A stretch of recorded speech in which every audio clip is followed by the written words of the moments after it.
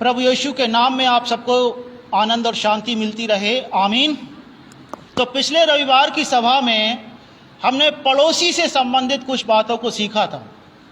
कई रविवार से हम लगातार बहुतायत के विषय में, बहुतायत की आशीषों के विषय में लगातार परमेश्वर के वचन से सीखते आए हैं।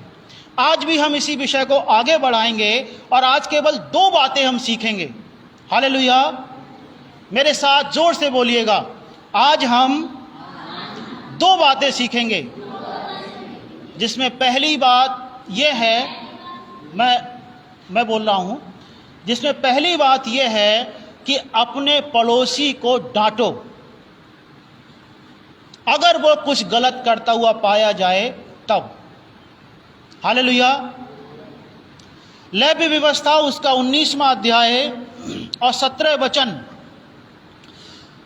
लेवी व्यवस्था उसका 19वां अध्याय 17 वचन लिखा है, अपने मन में एक दूसरे के प्रति बैर ना रखना, अपने पड़ोसी को अवश्य डांटना। अपने पड़ोसी को अवश्य डांटना। पिछली बार एक बात उठी थी, मेरा पड़ोसी कौन है, इस पे भी हम चर्चा करेंगे, लेकिन शायद आने वाले रविवार के लिए। लेकिन अभी जो आज का वचन है उस पर ध्यान करो। आगे तक की चीजें जो आगे का समय है उसमें देखेंगे, लेकिन अभी जो विषय है, अपने पड़ोसी को अवश्य डांटना, नहीं तो उसके पाप का भार तुझको उठाना पड़ेगा। हालेलुया। मत्ती उसका 18वां अध्याय 15 से 17 वचन में लिखा है, यदि तेरा भाई तेरे विरुद्ध अपराध करे तो जा और अकेले में बातचीत करके उसे समझा। यदि वो तेरी सुने तो तूने अपने भाई को पा लिया, यदि वो ना सुने तो 1 या 2 जन को अपने साथ और ले, कि हर एक बात 2 या 3 गवाहों के मुंह से निश्चित की जाए। यदि वो उनकी भी ना सुने या ना माने तो कलीसिया से कह दे, परंतु यदि वो कलीसिया को भी ना माने तो तू उसे अन्य जाति और महसूल लेने वाला जैसा जान। लूका उसका 17वां अध्याय 3 वचन लिखा है, सचेत रहो, यदि तेरा भाई अपराध करे तो उसे समझा दे, और यदि पछताए तो उसे क्षमा कर। हालेलुया। पिछले इतवार को हमने पड़ोसियों के विषय में, जो एलिशा के पास एक स्त्री आई थी और वो कहने लगी कि मेरे दोनों बेटों को जिसका कर्ज है हमारे ऊपर, वो लेकर के जाने वाला है। एलिशा ने कहा कि तेरे घर में क्या है? उसने बताया कि मेरे घर में एक हांडी तेल के अलावा कुछ भी नहीं है। तब एलिशा ने कहा, जा करके अपने पड़ोसियों से बर्तन ले आ, और बहुत सारे बर्तन लेकर के आ। और पिछले सभा में हमने जाना था कि हमारी कुछ आशीषें परमेश्वर ने अपने वश में रखी हैं, और कुछ आशीषें परमेश्वर ने हमारे पड़ोसियों के वश में रखी हैं। हमारी आशीषें, वो स्त्री बर्तन लेकर के आई, उसके बच्चे, और बहुत सारे बर्तनों को वो लेकर के आए। और हमने पिछले रविवार की सभा में जाना था कि हमें अपने पड़ोसियों के साथ एक अच्छे व्यवहार में रहना आवश्यक है और उनसे प्रेम करना आवश्यक है। वचन में लिखा है, तू अपने पड़ोसी से अपने समान प्रेम रख। लेकिन अब ये प्रेम है क्या? प्रेम है क्या? क्या हम सुबह सुबह उठ करके पड़ोसी से कहें, भाई पड़ोसी जी हम आपसे बहुत प्रेम करते हैं? ये मतलब नहीं है उसका। उसका मतलब कुछ फर्क है। 2 बातें जो मैंने आपसे कही कि आज हम सीखेंगे। अपने पड़ोसी को अगर आप कुछ अपराध करता हुआ देखे हो, उसे डांट दो, ये प्रेम है। अगर आप उसके अपराधों से अनजान बन जाओ तो ये प्रेम नहीं है।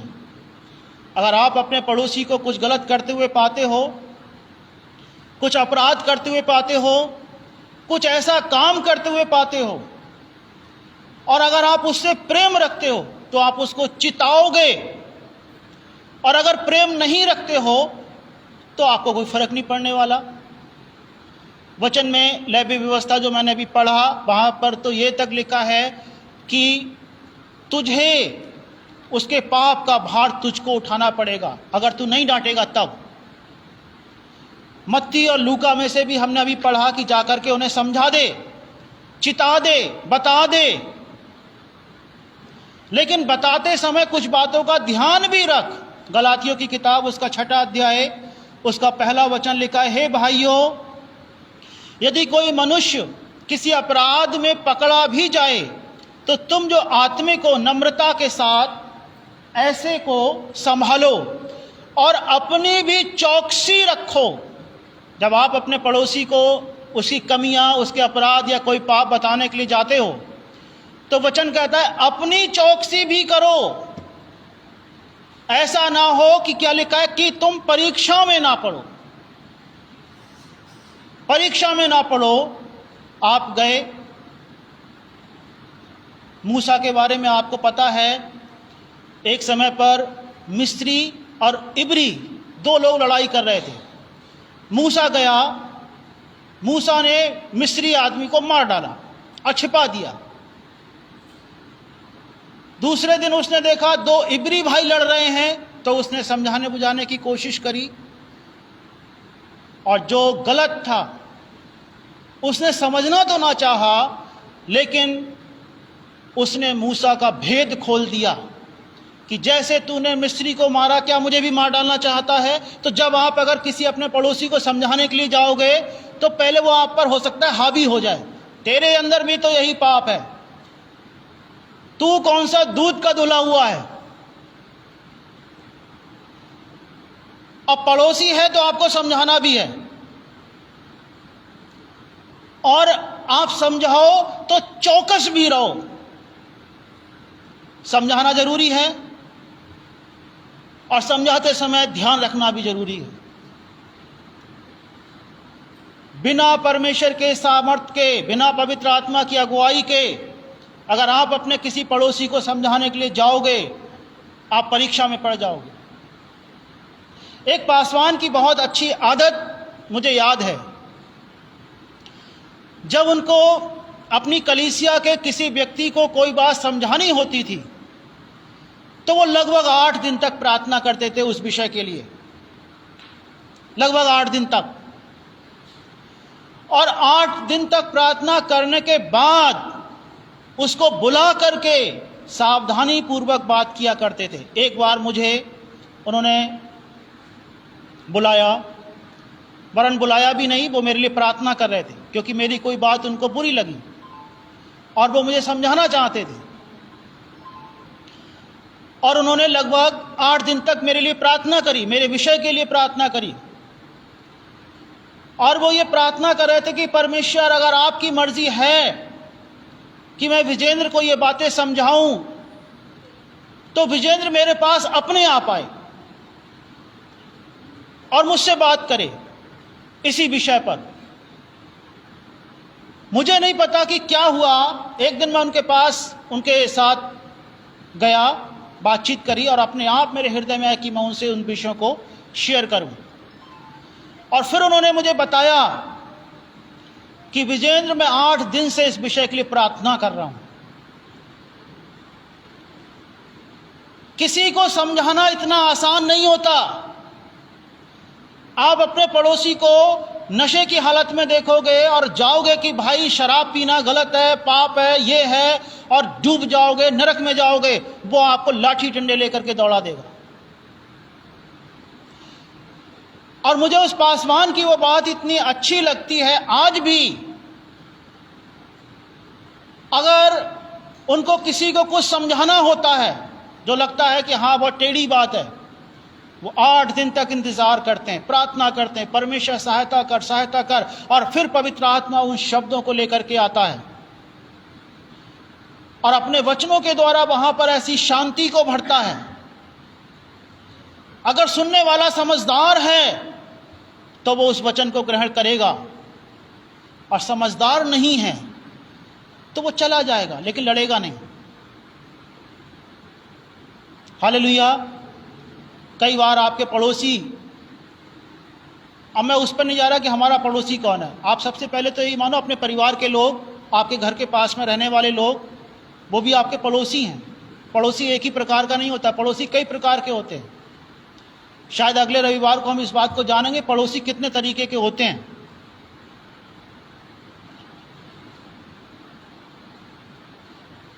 यहां तक कि बड़े बड़े थियोलॉजियन ने लिखा है कि पड़ोसी के धर्म का, जो पड़ोस का धर्म है, वो भी पड़ोसी है। सामरी जो यहूदी नहीं था, इजरायली नहीं था, पड़ोसी धर्म का था। उस विषय पर आज हम नहीं जा रहे हैं।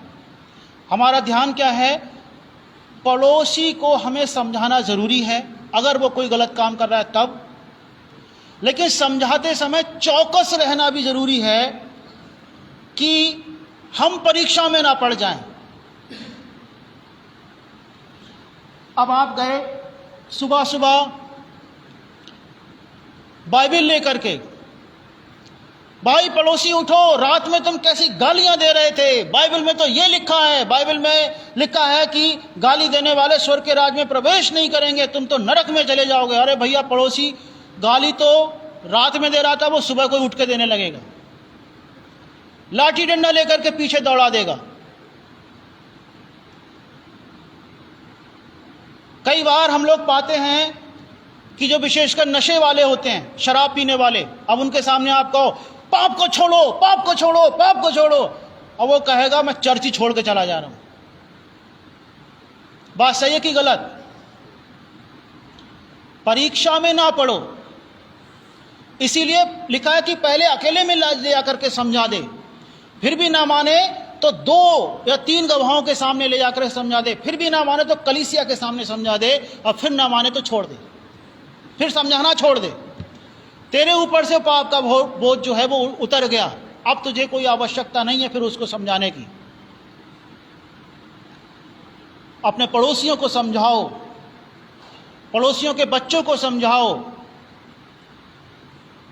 पड़ोस कई बार क्या होता है, जो आपके पड़ोसी होते हैं, आपने बच्चे को समझाया और बड़ों में लड़ाई हो गई। समझाया आपने हित के लिए, लेकिन हो गई वहां पे लड़ाई। क्या फायदा हुआ समझाने का? इसीलिए समझाते समय जब आप अपने पड़ोसी के घर में जाते हो कोई बात समझाने के लिए, सिखाने के लिए, कम से कम 8-10 दिन प्रेयर कर लो। 8-10 दिन प्रेयर कर लो कि परमेश्वर, मैं ये विषय जब बात करूंगा इस विषय पर, तो वो लोग इस बात को समझने पाएं कि सही क्या है और गलत क्या है। लेकिन बिना समझाए मत मानो, बिना समझाए मत मानो। अगर गलती कर रहा है पड़ोसी का बच्चा तो समझाओ जरूर, लेकिन प्रार्थनाओं के साथ समझाओ जरूर, लेकिन पवित्र आत्मा की अगुवाई में, प्यार से, लड़ाई झगड़े के साथ नहीं, प्यार से। और छोड़ो भी मत बिना समझाए। समझाओगे, हो सकता है वो चेंज हो जाए। यही वचन में लिखा है याकूब 5:19-20 में, हे भाइयों, यदि तुम में कोई सत्य के मार्ग से भटक जाए और कोई उसको फेर लाए, कोई भटक गया, आप जाकर के उसको वापस ले आए, तो वो ये जान ले कि जो कोई ऐसे भटके हुए पापी को फेर लाएगा वो एक प्राण को मृत्यु से बचाएगा और अनेक पापों पर पर्दा डालेगा। हालेलुया। वो एक प्राण को मृत्यु से बचाएगा। अनंत काल की मृत्यु से आप बचा सकते हो अपने पड़ोसी के लिए, अगर आप प्यार से उसको जाकर के बातचीत करते हो, उस विषय पर बात करते हो, उसे समझाते हो, उसे सिखाते हो। लेकिन वहां पर बहुत ध्यान रखने की जरूरत है, कहीं लाठी डंडे ना चल जाएं। इसीलिए बहुत प्रार्थना की आवश्यकता होती है जब आप पड़ोसी से किसी विवाद के विषय में कोई बात करते हो। हालेलुया। अगर आप मेरी इस बात से सहमत हो तो मेरे साथ जोर से बोलना, मैं अपने पड़ोसी की गलतियों पर उसको चिताऊंगा, उसको बताऊंगा, लेकिन प्रार्थनाओं के साथ और बड़े प्यार से। हालेलुया। दूसरी बात जो पड़ोसी से प्यार के विषय में है, नीति वचन उसका 24वां अध्याय 28 वचन लिखा है, व्यर्थ अपने पड़ोसी के विरुद्ध साक्षी ना देना। इफिसियों 4 उसका 25वां वचन लिखा है, इस कारण झूठ बोलना छोड़कर हर एक अपने पड़ोसी से सच बोले, क्योंकि हम आपस में एक दूसरे के अंग हैं। हालेलुया। अपने पड़ोसी से सच बोलना, अपने पड़ोसी से झूठ नहीं बोलना, लेकिन सच बोलना। अगर आप अपने पड़ोसी से सच बोलते हो तो आप उससे प्यार करते हो। अगर आप अपने पड़ोसी से झूठ बोलते हो तो आप उससे कोई प्रेम नहीं करते, और फिर आप परमेश्वर की आज्ञा को तोड़ देते हो। अगर आप झूठ बोलने वाले इंसान हो, कोई भी जन हो, मैं हूं, अगर मैं अपने पड़ोसी से झूठ बोलता हूं तो मैं उससे प्यार नहीं करता। कोई भी जन अगर दूसरे जन से झूठ बोले तो सीधी सी बात है कि वो वहां पर उससे प्रेम नहीं रखता। झूठ बोलना प्रेम रखना नहीं है, सच बोलना प्रेम रखना है। इसीलिए लिखा क्या है, लय व्यवस्था 19 उसके 11वें वचन में भी लिखा है, तू चोरी ना करना और एक दूसरे से ना तो कपट करना और ना झूठ बोलना। व्यवस्था विवरण 5 उसका 20वां वचन लिखा है, तू किसी के विरुद्ध झूठी साक्षी ना देना। अपने पड़ोसी से झूठ मत बोलो। अगर आप उससे प्यार करते हो तो आप उससे कभी झूठ नहीं बोलोगे। अगर आपके हृदय में उसके लिए कोई भी प्रेम है तो आप उसको भटकाने का काम नहीं करोगे। कई बार इंसान अपने हित के लिए या अपने लालच में आकर के पड़ोसी को भटका देता है, पड़ोसी को गुमराह कर देता है, और वो इसलिए ताकि मेरा हित सिद्ध हो जाए। और अगर ऐसा है कि मैं अपना हित सिद्ध करने के लिए अपने पड़ोसी को भटकाऊं तो मेरा भरोसा मुझ पर है, परमेश्वर पर नहीं है।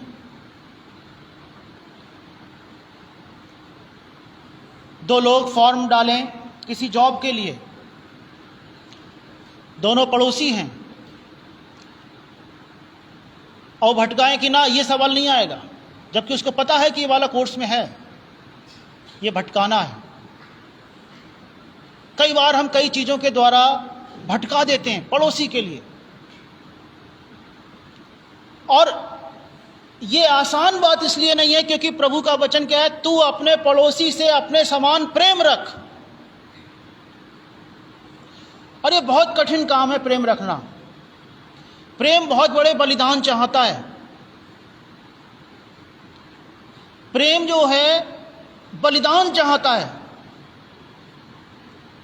और तभी आप परमेश्वर की आज्ञा का, हम सभी तभी परमेश्वर की आज्ञा का पालन कर सकते हैं अगर हम उसकी कीमत को चुकाने के लिए तैयार हों। हो सकता है हमारा पड़ोसी, हमारे पड़ोसी के बच्चे हमारे बच्चों से कहीं ज्यादा योग्य हों, सक्षम हों, वो ज्यादा बड़े ऊंचे पद पर पहुंचने के लायक हों, हमारे बच्चे इस योग्य ना हों। और फिर अगर हमारे मन में आता है कैसे भटकाऊं, कैसे रोकूं। मैंने हमारे गांव में एक कहावत सुनी, अगर किसी का घर बर्बाद करना है तो उसके बच्चों को बर्बाद कर दो। मैं सोचता हूं ज्यादातर लोगों ने ये बात सुनी होगी, कहावत है ये। और कहावतें जो बनाई गई हैं ये बिब्लिकल बात है बिल्कुल। अगर किसी का घर बर्बाद करना है तो उसके बच्चों को गलत मार्ग पे ले जाओ, उन्हें सिगरेट पीना सिखा दो, शराब पीना सिखा दो, गलत संगति में रहना सिखा दो, और वो कुछ ही साल के बाद वो घर जो है बर्बाद हो जाएगा। गांव में ऐसे बहुत सारे लोग हैं, शहरों में भी होंगे, बहुत सारे घर पड़ोसियों ने बर्बाद कर दिए। बहुत सारे घर पड़ोसियों ने इसलिए बर्बाद कर दिए कि वो उस बराबर वाले की तरक्की उनको बर्दाश्त नहीं हो रही थी। अगर आपके पड़ोसी ऐसे हैं जो आपकी तरक्की से खुश नहीं हैं, क्या करोगे? कैसे आप उनसे प्रेम रख सकते हो फिर? क्योंकि वो आपकी तरक्की से खुश नहीं है। अगर आपके पड़ोसी या आप अगर ऐसा करते हो कि आप किसी पड़ोसी की तरक्की से खुश नहीं हो, क्या करोगे? कैसे आप प्रेम रख पाओगे उस व्यक्ति से जो आपके खिलाफ, आपके विरोध में कार्य कर रहा हो? एक कठिन काम है, लेकिन बाइबल कहती है जो मनुष्य से नहीं हो सकता वो परमेश्वर से हो सकता है, परमेश्वर से सब कुछ हो सकता है। हालेलुया। हम मनुष्य, परमेश्वर ने हम सबको अलग अलग योग्यता दी है। आपके पड़ोसी के लिए भी, उसके पड़ोसी के बच्चों के लिए भी अलग योग्यता परमेश्वर ने दी है, अलग अलग आशीषों को परमेश्वर ने दिया है। लेकिन एक बात परमेश्वर ने हम सबके हृदय में दी है कि हम अपने पड़ोसी से प्यार कर पाएं। हालेलुया। हम अपने पड़ोसी को समझा पाएं, सिखा पाएं, गलत कामों को बता पाएं कि ये गलत है। इसीलिए किसी को गुमराह ना करो।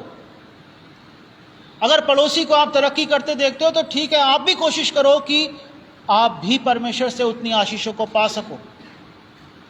लेकिन ऐसा ना हो कि आपके हृदय में कोई बुरा विचार आ जाए और आप पड़ोसी से प्रेम के बजाय आप उससे नफरत करने लगो। परमेश्वर ने अपनी आज्ञाओं को बहुत अहमियत दी है। अगर आपके हृदय में ये विचार है कि परमेश्वर, मैं चाहता हूं अपने पड़ोसी से प्यार रख पाऊं, प्रेम रख पाऊं, तो परमेश्वर भी आपकी सहायता करने के लिए तैयार है। वो आपके हृदय में अपना प्रेम उंडेल देगा। जहां पर नफरत है, वो नफरत को हटा करके आपके हृदय को प्रेम से भरपूर कर देगा। कई बार मसीह परिवारों में भी हम देखते हैं लोग शिकायतें करते हैं, एक दूसरे की शिकायतें करते हैं। कभी किसी के घर का पानी से इधर से उधर चला गया तो वो लड़ाई हो गई, कूड़ा यहां से वहां चला गया, वो लड़ाई हो गई। बच्चों ने कुछ इधर से उधर बोल दिया तो बड़ों में लड़ाई हो गई। मसीह परिवारों में भी हमने ऐसा देखा है। कोई कोई आते हैं यहाँ पर, हमारा पड़ोसी बड़ा खराब है, फिर पड़ोसी मिला तो वो हमारा पड़ोसी बड़ा खराब है। खराब तो शैतान है। और जब शैतान को 1000 साल के लिए, बाइबल में लिखा है कि वो 1000 साल के लिए अतः कुंड में डाल दिया जाएगा, संसार में शांति होगी, यीशु का राज्य उस समय होगा, फिर वो निकलेगा। ये जितना जो कुछ भी जो गड़बड़ियां चल रही वो शैतान के द्वारा चल रही हैं, चाहे वो आपके पड़ोसी के हृदय में है, चाहे आपके हृदय में है। हालेलुया। लेकिन आशा और सुसमाचार यह है कि शैतान को यीशु ने जीत लिया है। यीशु ने शैतान के हर एक कार्य के ऊपर विजय पाई है। अगर आपका पड़ोसी आपसे नफरत करता है या आप अपने पड़ोसी से नफरत करते हो, उसका कारण शैतान है। इसलिए आपको परेशान होने की जरूरत नहीं है, लेकिन आपको प्रार्थना करने की जरूरत है।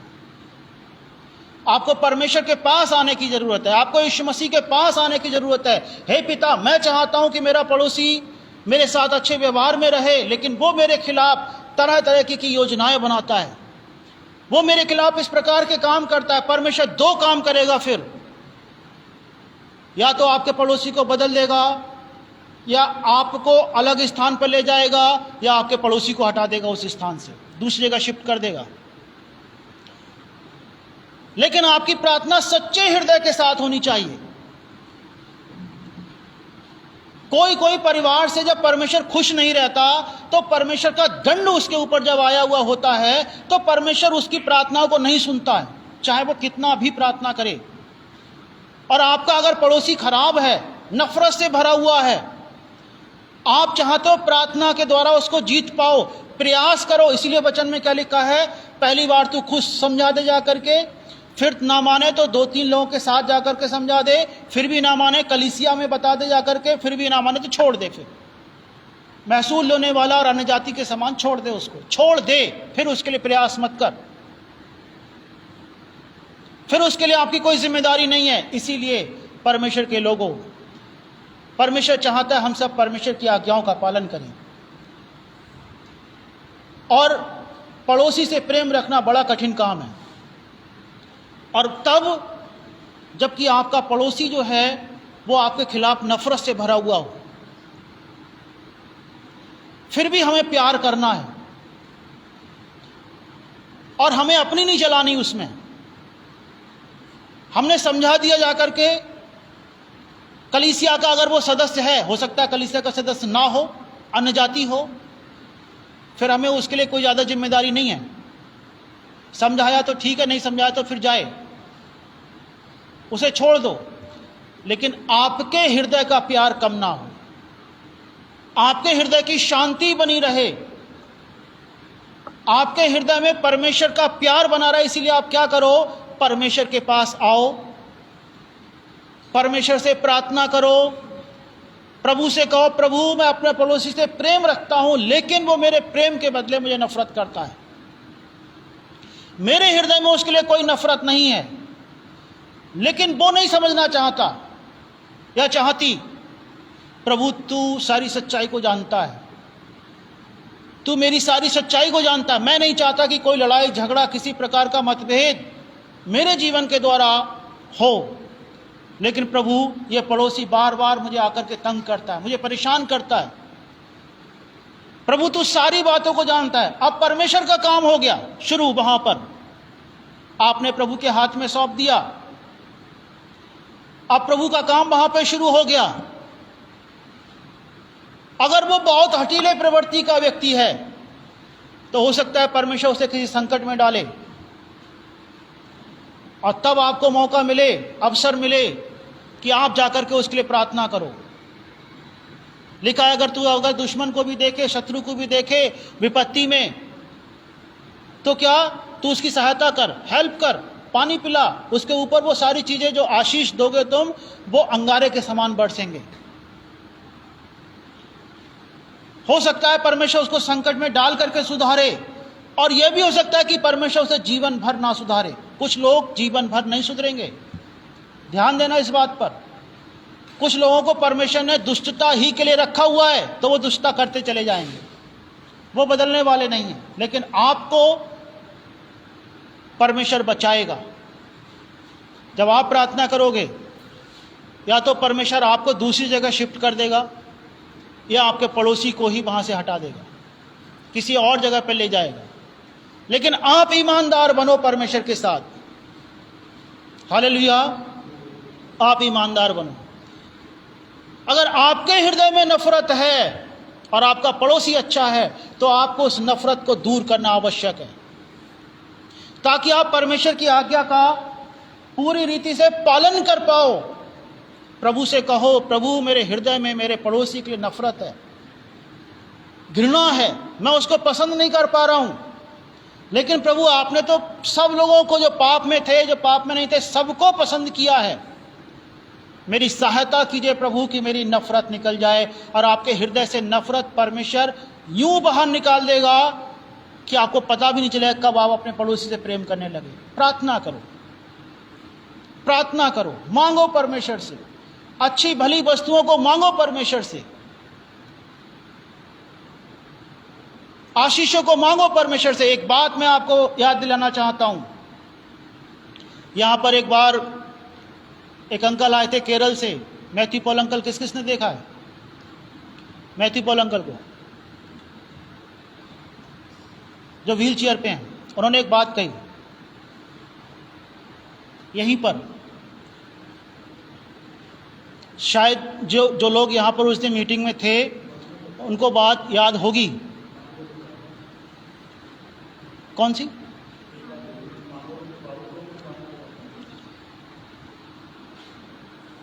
वचन में लिखा है, मांगो तो तुम्हें दिया जाएगा। हालेलुया। कभी भी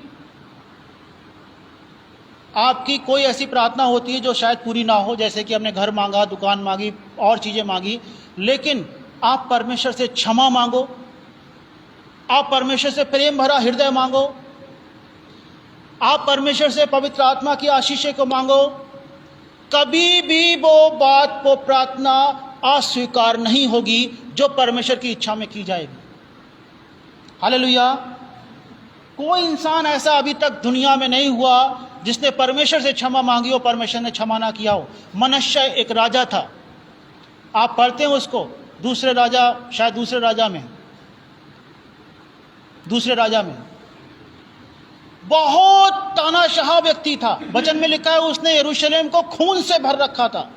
इतना खूंखार राजा था, उसने पूरे यरूशलेम को खून से भर रखा था। उसने अपने बच्चे मोलेक को चढ़ा दिए, अपना बेटा मोलेक को चढ़ा दिया उसने। मोलेक एक देवता था, उसके ऊपर उसका बलिदान कर दिया। पूरे देश को उसने मूर्ति पूजा से भर दिया। उसने इतने बुरे बुरे काम किए और परमेश्वर ने जब देखा कि ऐसे नहीं मानेगा, वो संकट में लेकर के गया और बेबीलोन को पहुंचाया गया, नाक में नकेल डाल करके। और वहां पर कोठरी में, कैद खाने में उसको स्मरण आया परमेश्वर का, जीवित परमेश्वर का, यहोवा का। और वो वहां पर घुटने टेक कर परमेश्वर से प्रार्थना करने लगा, परमेश्वर से माफी मांगने लगा। और परमेश्वर इतना दयालु परमेश्वर है, इतना बड़ा तानाशाह, खून से भरा हुआ, जिसने यरूशलेम को खून से भर दिया। बिली ग्राहम ने एक संदेश बोला मनुष्य के विषय में,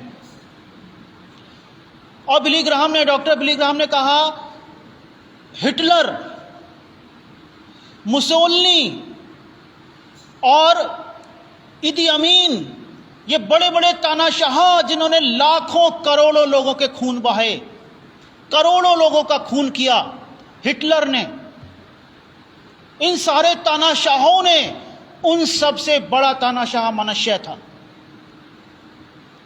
जिसने पूरे यरूशलेम को खून से भर दिया था।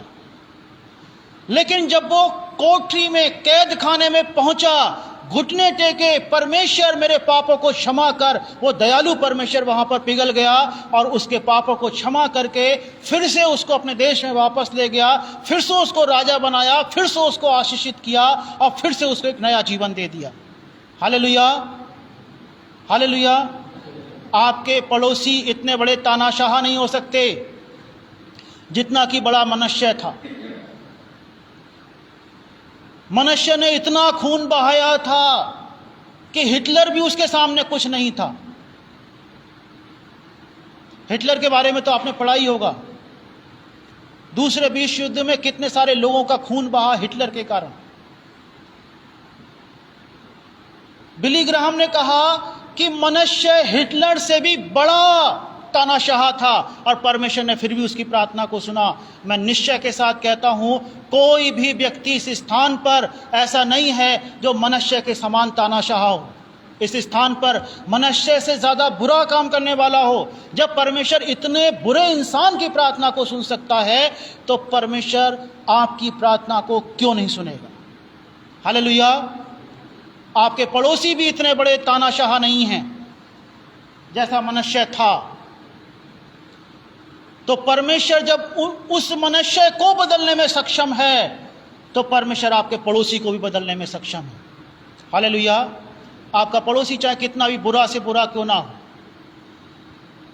आज आप परमेश्वर के सामने आकर के, परमेश्वर के सामने आकर के, आपके हो सकता है माता, पिता, भाई, बहन, परिवार के लोग, रिश्तेदार, पड़ोसी, कोई और ऐसा चित परिचित कोई भी जन जिसका आपके साथ सही संगति, सही व्यवहार ना हो, आप परमेश्वर के पास आकर के कहना, मैं विश्वास के साथ कहता हूं, प्रभु तूने मनुष्य को बदला, तूने मनुष्य को बदला, तो आज भी मनुष्य से अधिक कठोर लोगों को बदलने में सक्षम है। हालेलुया। आपकी प्रार्थना का उत्तर निश्चय ही मिलेगा। मेरे साथ आप प्रार्थना में शामिल हो सकते हैं अगर आपको लगता है कि किसी भाई बहन के लिए, किसी रिश्तेदार के लिए, किसी पड़ोसी के लिए आपको प्रार्थना करना आवश्यक है। अपने स्थान पर खड़े होकर के हम लोग प्रार्थना में शामिल होंगे। हे जीवित परमेश्वर, हम आपका धन्यवाद देते हैं प्यारे पिता कि आपने राजा मनुष्य जो बहुत बुरे काम करने वाला था, उसको बदला, उसको विपत्ति में डाला और फिर बाद में उसकी प्रार्थनाओं को सुना।